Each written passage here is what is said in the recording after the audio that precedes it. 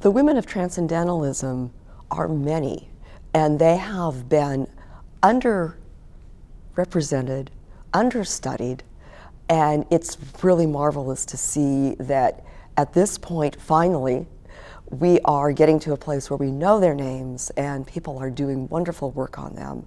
And they are inspiring, powerful philosophers, artists, musicians, journalists, social reformers.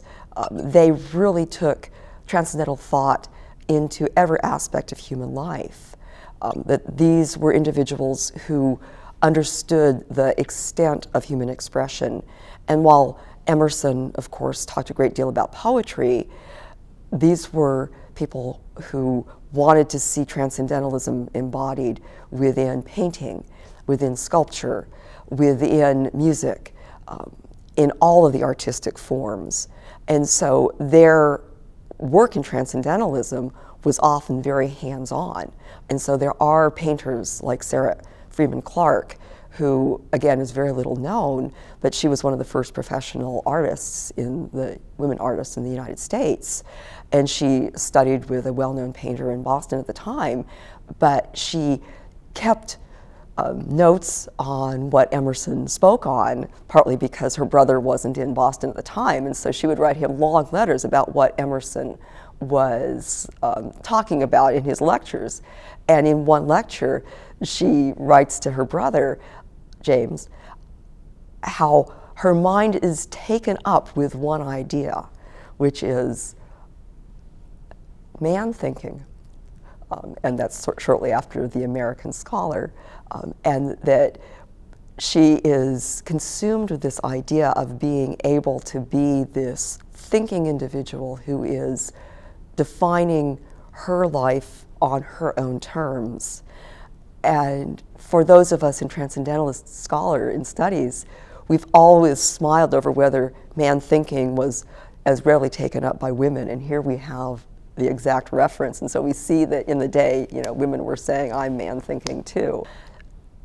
With other women, like Elizabeth Peabody and Margaret Fuller, they were women who were understanding how important it was to bring all thought together.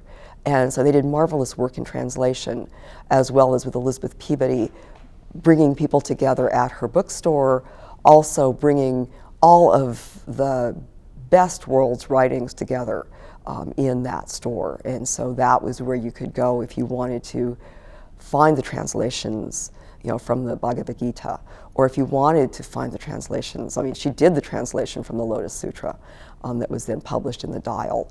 That was also the place to go if you wanted your art supplies. And that was where Margaret Fuller held her conversations. So Elizabeth Peabody created this great gathering place and was also someone who was formidable in terms of educational reform. Margaret Fuller, with her ideas for education for women, to make certain they had a place that was sophisticated, was systematic, where they could explore the most fundamental ideas.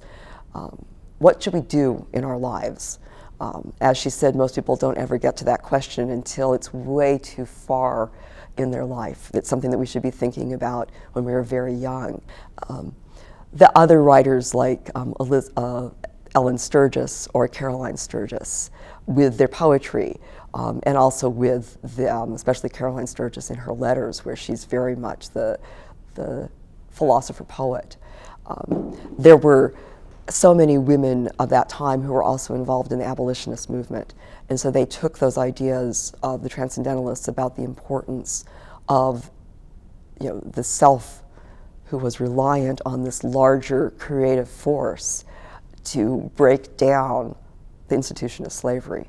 Because how could there be slavery in a universe that was designed for the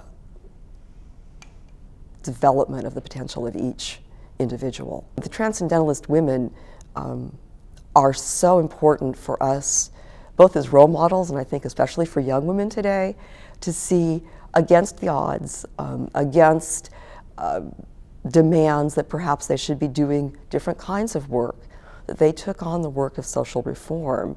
And they also championed the arts, which again in our day, especially in the United States, where there's so much talk about the arts as being a kind of luxury item, when in fact, artistic expression is for everyone. That's what it means to be human.